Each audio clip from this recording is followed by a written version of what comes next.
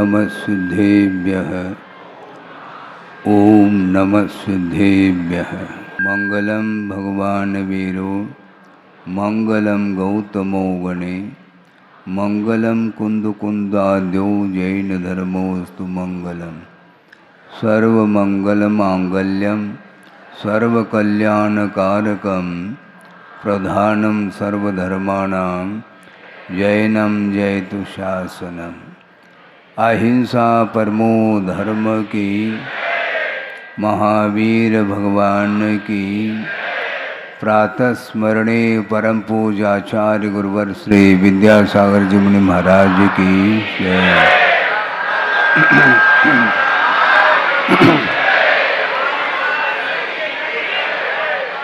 आत्मिक आनंद जो आता है वह सहजता में आता है। शंभो सागर जी जो निर्यापक श्रवण के रूप में हैं, उनको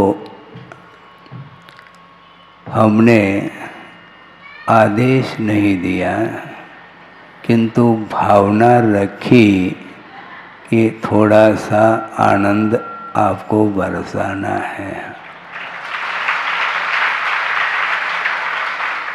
और बड़ी सहजता से वर्षा आनंद की हो गई है।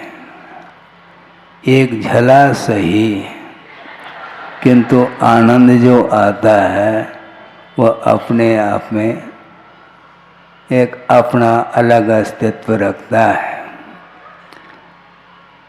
हमने सोचा 1 घंटा हमें निकालना पड़ता है और एक झलाई यदि बरस जाए तो एक आध झला में हम काम निकाल देंगे। अच्छे अच्छे प्रासंगिक संस्मरण के माध्यम से आपके मन को प्रफुल्लित किया है। हमें अब नए सिरे से कोई बात यहाँ पर नहीं करनी है कि वह आनंद की धारा बीच बीच में टूटे नहीं, निरंतर वह धारा धर्म की बहती रहे। ये भगवान से प्रार्थना की जा सकती है और मैं कर रहा हूँ, क्योंकि जो शारीरिक सुख है वह निरंतरता को लेकर के सुख प्राप्त नहीं होता है। बीच बीच में व्यवधान आ जाते हैं। कभी साता का उदय आता है तो कभी असाता का भी उदय आता है। धूप कभी और कभी छाव, इस प्रकार यह क्रम चलता है। इसलिए आत्मिक सुख को प्राप्त करने के लिए हमें क्या करना चाहिए? हमें ये करना चाहिए, संयोग के माध्यम से आनंद प्राप्त नहीं होता। संयोग दुख के लिए कारण कहा है। आप लोग सामायिक पाठ भले ही नहीं पढ़ते हो, किंतु जो पढ़ते हैं उनको सुना करो थोड़ा सा। 3 बार सामायिक करने का प्रसंग आता है और उसमें एक पंक्ति आती है कि संयोग तो दुख मणेक भेदम यतोष्णुते जन्म वने शरीरी ततस्त्रधासो परिवर्जनीयो या सुना निर्वृतिमात्मनि नाम कहा। यह संस्कृत में है, उसका भाव आपके सामने रख रहा हूँ कि संयोग के कारण संसारी प्राणी इस संसार रूपी वन में वह परिभ्रमण कर रहा है और अनेक प्रकार का दुख उसे उठाना पड़ता है। इसलिए मन वचन काय से त्रिधा अर्थात मन वचन काय से असौ संयोग परिवर्जनीय। यह संयोग अपनाने योग्य नहीं किंतु यह छोड़ने योग्य है। और आप लोग संयोग को अच्छा मानते हैं, मानते क्या नहीं? बिल्कुल मानते हैं। एक कन्या का संबंध हुआ और उस संबंध को आप अच्छा मानते हैं। एक व्यक्ति को संसार में प्रवेश करा करके आप आनंद का अनुभव करते हैं, किंतु आचार्य कहते हैं संसार में प्रवेश करा करके आनंद का अनुभव करना ठीक नहीं है, क्योंकि स्वयं संसार में प्रवेश करके अनेक प्रकार का दुख का अनुभव कर रहा है। इसके बाद भी उसे बात समझ में नहीं आती, किंतु वह दूसरे को भी संसार में प्रवेश करा करके वह आनंद का अनुभव करता है। यह विपरीत मान्यता है और इस विपरीत मान्यता के कारण ही उसे अनेक प्रकार के संबंधों के कारण दुख का ही अनुभव करना पड़ता है। इसलिए उस आनंद को अनुभव करना चाहो, कौन सा आनंद? आत्मिक शांति को प्राप्त करने वाला, आत्मिक शांति को प्राप्त करने की इच्छुक जो भव्य मुमुक्षु जीव है, उसे इस संयोग को छोड़ देना चाहिए, ऐसा कहा। या सुना का अर्थ या तुम इच्छु यासु प्राप्त करने की इच्छा रखता है। क्या प्राप्त करने की इच्छा रखता है? निर्वृत्तिम, शांति को प्राप्त करने की इच्छा रखता है, किंतु वह शांति किमात्मक? आत्मनि नाम निर्वृत्तिम यासुना, आत्मिक शांति को प्राप्त करने की जिसकी उत्कंठा है, उसको संयोग को तत्काल छोड़ देना चाहिए। और संयोग ही वस्तुतः संसार के निर्माण के लिए कारण है। इसलिए सांसारिक सुख की चरम सीमा कहाँ पर पाई जाती है? सबसे ज्यादा वैभवशाली तीर्थंकर हुआ करते हैं, और तीर्थंकर के पास जो वैभव है, जो सुख की सामग्री है, उस प्रकार की सामग्री इंद्र के पास भी नहीं है। जबकि वह स्वर्ग ही सुख को प्राप्त करता है। इंद्र, सौधर्म इंद्र, और उनके अंडर में बहुत सारे इंद्र होते हैं। इसके बाद भी उस इंद्र के वैभव के सामने तीर्थंकर का जो वैभव है वह अद्भुत वैभव है। तीर्थंकर के वैभव के साथ किसी की तुलना नहीं की जा सकती। इसके बावजूद भी आचार्य कहते हैं ये सारा सारा वैभव आत्मिक शांति के लिए कारण नहीं है। शारीरिक सुख, मानसिक सुख को प्राप्त करने के लिए निरंतर प्रयत्नशील रहता है संसारी प्राणी, किंतु उसके लिए कहा जा रहा है क्या? अनंत काल व्यतीत हुआ है। इस प्रकार का वैभव आपको कितने बार प्राप्त हुआ है, इसके बाद भी वह इंद्रिय सुख तृप्तिजनक नहीं है। और तृप्तिजनक नहीं है और आपको यह सुन करके आश्चर्य होगा, पूज्यपाद स्वामी ने बहुत अच्छा प्रसंग दिया है कि सांसारिक जो सुख है वह सुख नहीं, सुखाभास है, बल्कि वह दुख को ही उत्पन्न करने वाला है। उनने उपमा दी है, आपको ज्ञात होगा। आप जानते हैं शरीर में खुजली होती है, उसको क्या बोलते हैं? दाद बोलते हैं। दादाजी को पूछो। हाँ, जब दाद हो जाता है तो उसको आप जितना खुजाते हैं उतना ही अच्छा लगता है, किंतु खुजाते खुजाते खुजाते उसमें से जब खून निकल आता है, उसके माध्यम से जो जलन पैदा होती है वही दुख माना जाता है। बार बार संयोग के माध्यम से आप सुख का अनुभव करना चाहो, आनंद का अनुभव करना चाहो, वह आनंद नहीं है। वस्तुतः आनंद जो आत्मिक आनंद है वह मोक्ष सुख में ही प्राप्त हो सकता है। एक बहुत अच्छा प्रसंग आपके सामने रख रहा हूं, क्योंकि प्रसंगों के माध्यम से अपने आप समय व्यतीत हो जाता है, पता नहीं पड़ता। जैसा कि आपके सामने 2-3 प्रसंग महाराज जी ने रखा, हमने भी सोचा कि यही विधि अपना लेनी चाहिए, क्योंकि वैसे ही गर्मी है।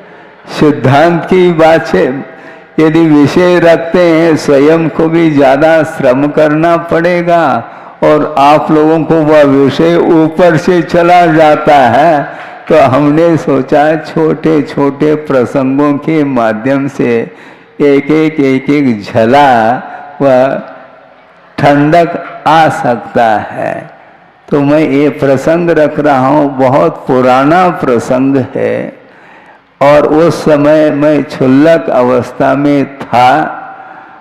गुरुदेव का संग बहुत छोटा था, 3-4 क्षुल्लक होंगे, उसमें संभव है एक ऐलक भी होंगे, 1-2। उस समय कुंडलपुर सिद्ध क्षेत्र के निकटवर्ती एक छोटा सा ग्राम है पटेरा। उसको आचार्य महाराज कहते हैं पटेरा नहीं, ये पिटारा है। हाँ, सारे वहाँ के जो लोग, ग्रामीण लोग बहुत धर्म के प्रति आस्था रखते थे और एक मास ने 2-2 महीने वहाँ पर ग्रीष्म काल भी व्यतीत किया है। वहाँ के पास हटा ग्राम है, वहाँ पर भी ग्रीष्म काल या शीतकाल व्यतीत किया है। बार बार हटा, पटेरा, कुंडलपुर ऐसा लगता था जैसे सर्विस बस हो। वहीं पर बार बार घूम करके आचार्य महाराज उन ग्रामीण स्थानों में जा कर के साधना की है और एकांत में बैठ कर के चिंतन के माध्यम से उन्होंने साहित्य का सृजन किया है। आगम ग्रंथों का अनुवाद आदि 19 स्थानों में उन्होंने किए हैं। और वह प्रसंग आपके सामने रख दूं कि शाम का समय है और दिन अस्त होने को है, समय का समय है।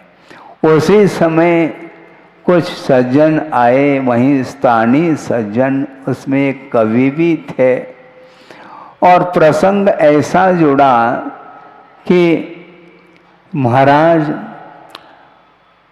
आप मोक्ष मार्ग की चर्चा करते हैं, मोक्ष का स्वरूप क्या है इसको बताने के लिए आप प्रयासरत रहते हैं।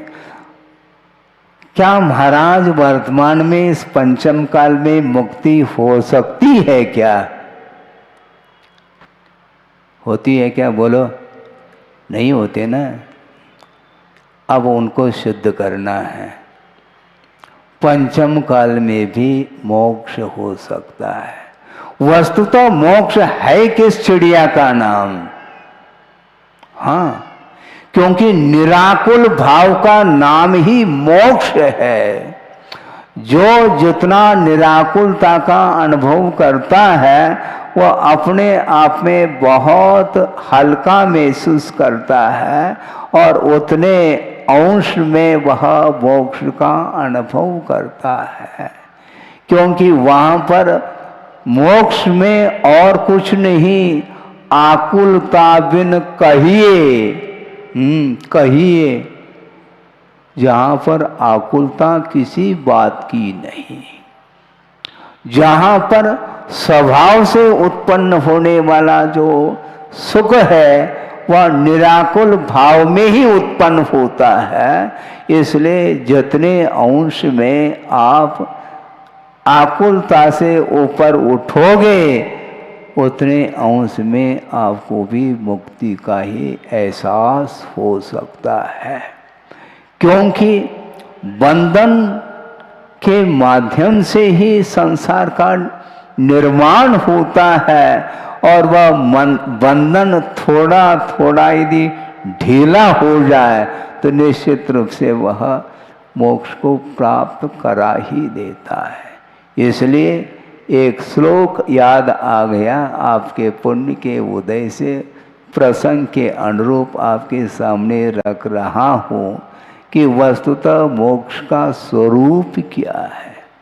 निष्कलंकम निराबाधम, निष्कलंकम निराबाधम सानंदम स्वस्वभावजम वदंत योगिनो मोक्षम विपक्षम जन्म संतते है। संसार परंपरा से विपरीत स्वभाव वाला मोक्ष हुआ करता है। निष्कलंकम, कलंक से रहित होता है। ये कलंक क्या है? ये पाप में जो परिणाम है वही आत्मा को कलंकित कर रहा है, और कलंक से जो रहित होता है वो मोक्ष माना जाता है। इसलिए निष्कलंकम और निराबाधम, बाधा से रहित। हाँ, बाधा से रहित। हमेशा सांसारिक जो सुख है वह निराबाध नहीं है, कदम कदम पर बाधा को उपस्थित करता ही रहता है। हाँ, भोजन करते हैं उसमें भी बाधा आती है क्या नहीं? कभी आपने देखा है, अनुभव किया है? नहीं किया हो तो आपके सामने रख दूं। मान लो आपने ही स्वादिष्ट भोजन बनाया अथवा बनवाया है और मिठाई बनी हुई आपके सामने परोस दी गई है और हाथ से उस मिठाई का एक कोर मुख में है, किंतु वह स्वाद नहीं आ रहा, क्योंकि उसी समय ऐसा एक कोई दुखद समाचार आपको सुनने को मिलता है, तो उस समय उस मिठाई का कोई स्वाद नहीं आता। इसी को बोलते हैं बाधा से सहित। है, होता है क्या नहीं? सुखद समाचार आ जाए तो चार मिठाई और भीतर पहुंच जाएंगे, किंतु दुखद समाचार किसी को भी इष्ट नहीं है। और आपका ही कोई मेंबर हजारों किलोमीटर दूरी पर है, आउट ऑफ कंट्री में रह रहा है मान लो, और वहीं से समाचार आ गया तो आपको परेशानी का अनुभव करना पड़ता है। सूतक लगता है। ये सूतक क्या है? किसको लगता है? जिसका संबंध जिसके साथ है उसी के साथ शोर और सूतक का संबंध जुड़ा हुआ है। इसलिए ये संबंध यही बंधन का प्रतीक है, और उसके माध्यम से, वो संयोग के माध्यम से अनेक प्रकार का वह दुख का अनुभव करता है, आकुल व्याकुल हो जाता है, इसलिए निराकुल भाव का नाम सुख कहा है। निराबाधम, निरंतर प्रति समय नवीन नवीन और अनंत सुख का अनुभव करते हैं, आपको किसी को भी नहीं मिलेगा। महाराज उस प्रकार का आनंद, जो सुख का आनंद सिद्ध प्रविष्टि कर रहे हैं, उस प्रकार हमें भी आनंद को प्राप्त करने के लिए क्या करना चाहिए? कुछ नहीं करना चाहिए, जबलपुर को छोड़ना चाहिए है। महाराज सब कुछ अच्छो लगा था, लेकिन ये अच्छो नहीं लगा था। जबलपुर को छुड़ाने की बात आप करते हैं, हम जबरदस्ती नहीं करते हैं जबलपुर वालों को, किंतु जो छोड़ना चाहते हैं उनके लिए हम आशीर्वाद जरूर देना चाहते हैं। और ये जबलपुर है, जबलपुर से भी कोई महाराज बने हैं क्या? नहीं है? बने हैं। पवित्र सागर जी जबलपुर के, प्रभात सागर जी जबलपुर के, प्रबुद्ध सागर जी जबलपुर के, निरुपम सागर जी जबलपुर के, चंद्र सागर जी जबलपुर के, हम भूल रहे हैं देखो। हाँ, छुल्लक जी भी बैठे हैं, और भी छुल्लक जी हैं, गंभीर सागर जी, धैर्य सागर जी आदि, ये सारे सारे जबलपुर, ये और आरिकाएं भी बहुत सारे हैं, बताते हैं। इस जबलपुर की ही रत्न है, ये ध्यान रखो। एक एक रतन यहीं से गुरुदेव ने समेटा है।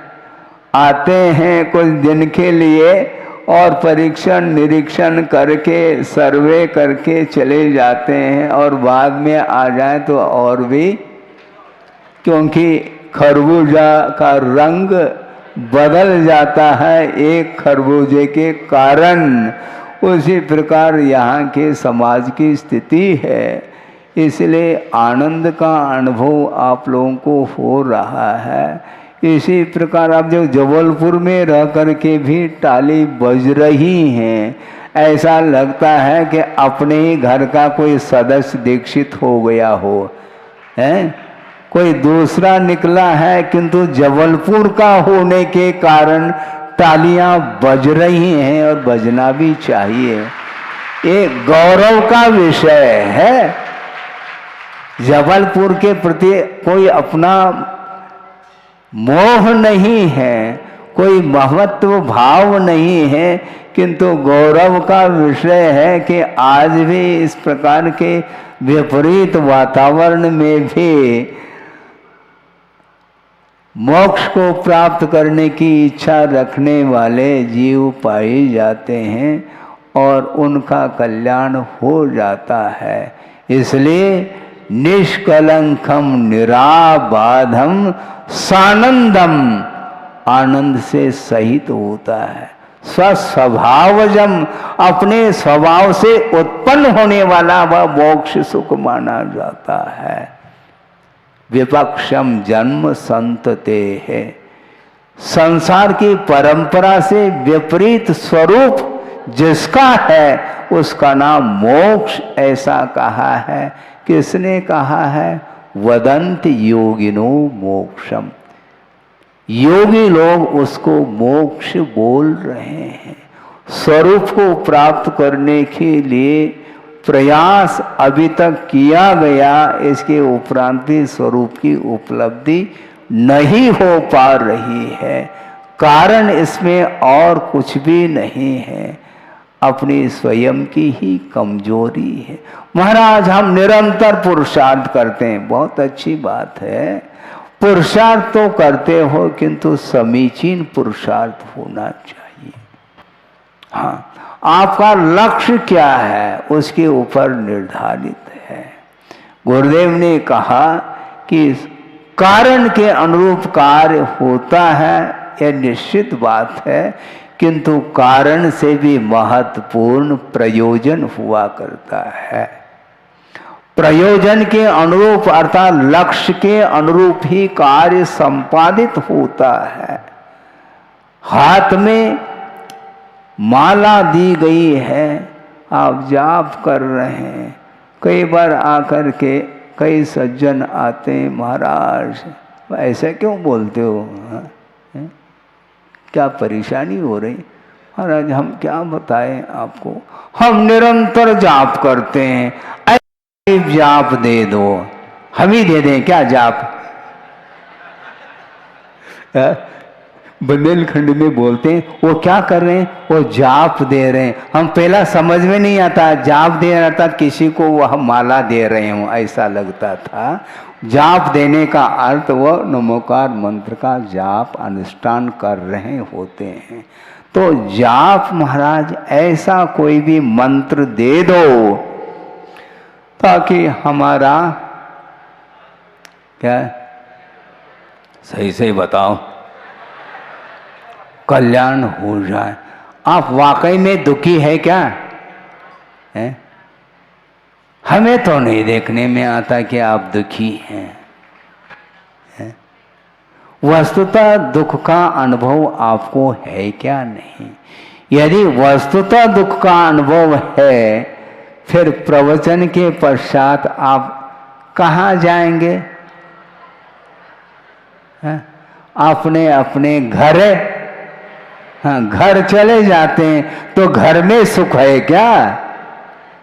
घर में सुख नहीं, निज घर में सुख है, ऐसा कहा है। कबहू न निज घर आयो। आप पंक्ति तो पढ़ते रहते हैं लेकिन अपने घर को छोड़ते नहीं। जहाँ पर आप रहते हैं वहीं पर जाने का भाव होता है। इसलिए आचार्य कहते हैं कि वस्तुतः आनंद, सांसारिक जो आनंद है वह आनंद नहीं, वह सुख नहीं है, वह सुखाभास है, एकमात्र सुख की मान्यता है। जैसा कि अभी आपके सामने रखा था कि वह दाद जो हुआ है और खुजाते चले जाते हैं, और वह मीठी मीठी खुजली, खुजली भी मीठी होती है क्या? इन्हें वह सोहाती है, लेकिन बाद में जब उसमें से खून बहना प्रारंभ होता है उस समय समझ में आता है कि वस्तुतः इसमें सुख नहीं है। और एक कुत्ते को देखा है आपने, स्मशान में जाकर के देखो, समझ में आ जाता है। वहाँ पर स्मशान में और क्या है, वहाँ पर हाँ क्या, हड्डी, वहाँ पर शव जलाया जाता है और हड्डी पड़ी हुई मिलती है। और वह श्वान अर्थात कुत्ता वह चबाना प्रारंभ करता है हड्डी को, क्योंकि थोड़ी बहुत उसमें से भी गंध आती रहती है। इसलिए उसको ऐसा महसूस होता है कि इसमें निश्चित रूप से,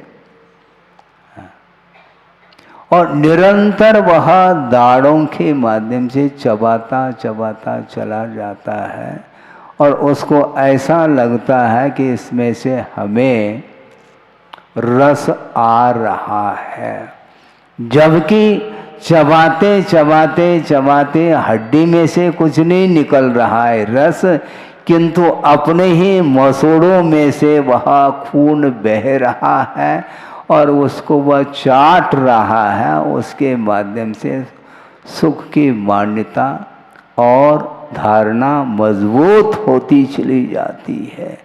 इसी प्रकार एक उदाहरण दे दिया है, किंतु प्रत्येक संसारी प्राणी की दशा उस कुत्ते की भांति है। इसलिए वस्तुतः सांसारिक सुख में सुख नहीं, सुखाभास है, क्योंकि सांसारिक सुख हमेशा दुख को ही पैदा करता है और संयोग के माध्यम से संयोग संसार का निर्माण होता है। इसलिए जो विवेकी लोग होते हैं, साधक जो होते हैं, आत्म कल्याण करना चाहते हैं, वे आगम के अनुरूप श्रद्धान बना करके उस बंधन को तोड़ने का प्रयास करते हैं। संयोग से वह दूर रहना पसंद करते हैं, क्योंकि जैसे मोक्ष सुख इष्ट है, वही जो आत्मिक सुख को चाहता है, वही मन वचन काय से संयोग से ऊपर उठना चाहता है। और संयोग का अर्थ बंधन है, और बंधन परतंत्रता का प्रतीक है। स्वाधीनता को प्राप्त करना चाहो और आत्मिक सुख का अनुभव करना चाहो, तो अभी तक जितने भी आत्माएं ये संसार में रहते हुए भी सच्चे देवगुरु शास्त्र के प्रति आस्था जागृत करके उनकी उपासना करते हुए बंधन से मुक्त हुए हैं। और हमें भी बंधन से मुक्त होना है। तो कहीं भी रहो, किंतु बंधन से मुक्त होने का भाव निरंतर बना रहे, और उसके माध्यम से वह स्वतंत्रता का अनुभव कर सकता है। करे इस पवित्र भावना के साथ। अहिंसा परमो धर्म की जय।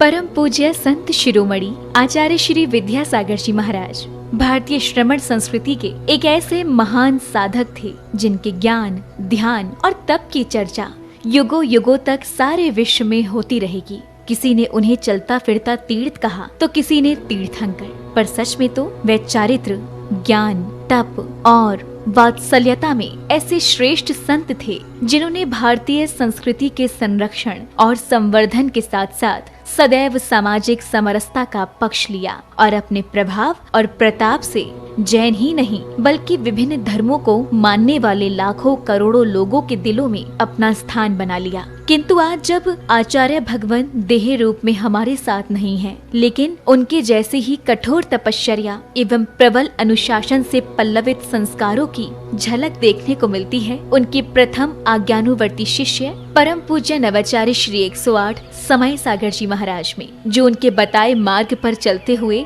आज विश्व में धर्म की महती प्रभावना कर रहे हैं।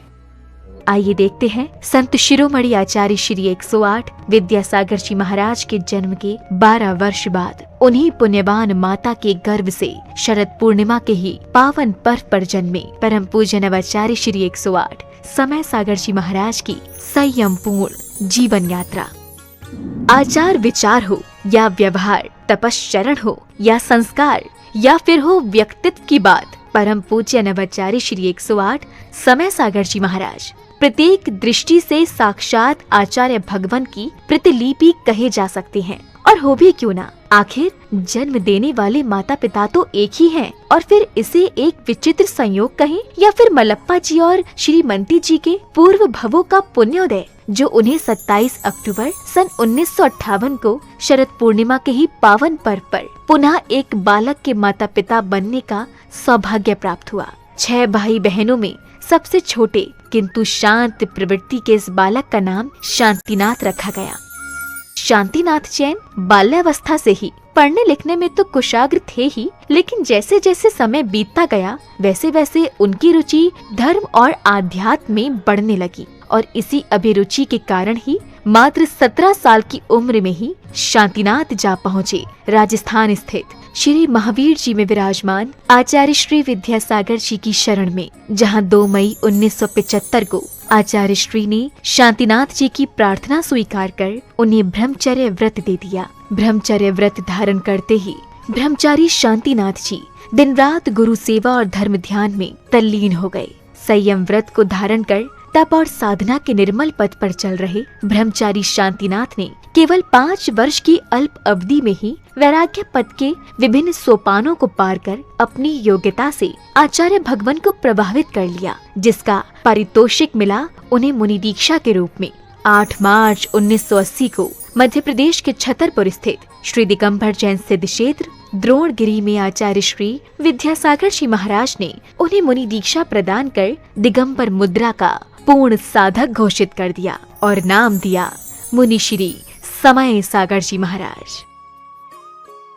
मुनि दीक्षा के उपरांत मुनि श्री समय सागर जी महाराज ने कुछ वर्षों तक आचार्य श्री के संग में रहकर अध्ययन और अध्यापन किया। तत्पश्चात गुरु आज्ञा से पृथक संघ के नायक बनकर देश भर में विहार करते हुए धर्म प्रभावना करने लगे। अपने सानिध्य में कई पंच कल्याणक एवं विधान आदि धार्मिक अनुष्ठान संपन्न कराने के साथ ही उन्होंने अपनी लेखनी से कन्नड़, हिंदी, संस्कृत और मराठी भाषाओं में कई शास्त्रों की रचनाएं भी की।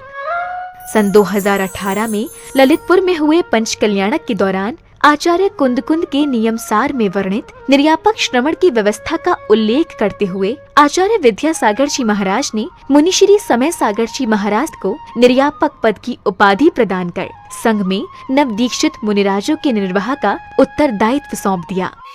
आचार्य कुंद देव ने यह बात बहुत स्पष्ट लिखी है, वह बात आप लोगों को समझ में आना चाहिए।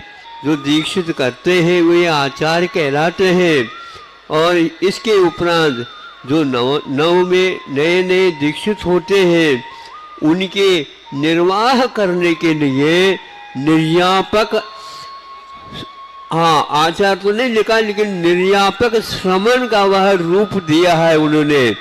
ये निर्यापक का अर्थ यह है जैसे आचार्य महाराज कहते हैं उसके अनुसार जिनको ये दिया जाता है। ये लोग बहुत विलम्ब कर रहे थे, हमें भी ज़्यादा आग्रह करना अच्छा नहीं समझ में आया कि समय पर सब हो जाएगा। वह ललितपुर में योग था और आज आप लोगों के सामने हुआ है कि ये जितने भी नए श्रमण बने हैं ये इनके लिए प्रशिक्षण देने का श्रेय जाता है समय सागर निर्यापक को। कौन चाहता है जिम्मेदारी लेना, लेकिन वे लेना तो पड़ेगा। तो समय सागर जी को बहुत आग्रह करना पड़ा। 40 साल होने के उपरांत हाउ कहा है।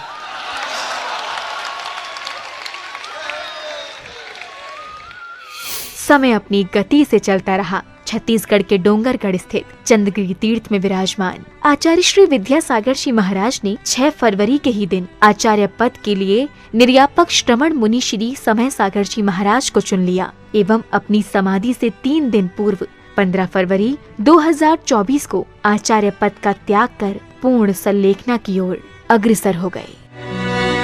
आचार्य भगवान की आज्ञा अनुसार निर्यापक श्रमण मुनि श्री समय सागर जी महाराज ने 16 अप्रैल 2024 को दमोह के कुंडलपुर में समस्त आचार्य संघ एवं देश भर के जैन समाज की उपस्थिति में पूज्य गुरुदेव के उत्तरदायित्वों के निर्वहन के लिए आचार्य पद स्वीकार कर लिया। पूज्य नवाचार्य समय सागर जी महाराज की। अंततः ये कहा जा सकता है कि आज का दिन केवल एक पर्व ही नहीं बल्कि स्वर्णिम अक्षरों से लिखित एक ऐसा अध्याय है जो विश्व के धार्मिक इतिहास में सदा ही अमर रहेगा। ये मात्र एक संयोग नहीं बल्कि पूरे समाज का पुण्य है जब एक ही दिन जन्मे गृहस्थ जीवन के 2 भाइयों ने गुरु शिष्य के रूप में परिवर्तित होकर धर्म उत्थान को अपना कर्तव्य माना और इसे परम पूज्य संत शिरोमणि आचार्य श्री 108 विद्यासागर जी की कठोर तपश्चर्या एवं संस्कारों का ही परिणाम कहेंगे, जो आज नवाचार्य श्री समय सागर जी महाराज भी उनकी अक्षुण्ण परंपरा का निर्वहन करते हुए धर्म की प्रभावना कर रहे हैं। आज पूरे विश्व का जैन समाज ये आशा कर रहा है कि परम पूज्य नवाचार्य श्री समय सागर जी महाराज भी संत शिरोमणि आचार्य श्री विद्यासागर जी महाराज के बताए मार्ग पर चलकर उन्हीं की भांति धर्म उत्थान का कार्य करते हुए समाज को एक नई दिशा प्रदान करेंगे। एक बार पुनः धर्म के महान उन्नायक परम पूज्य नवाचार्य श्री समय सागर जी महाराज के चरणों में हमारा त्रैवार नमोस्तु, नमोस्तु भगवन, नमोस्तु भगवन।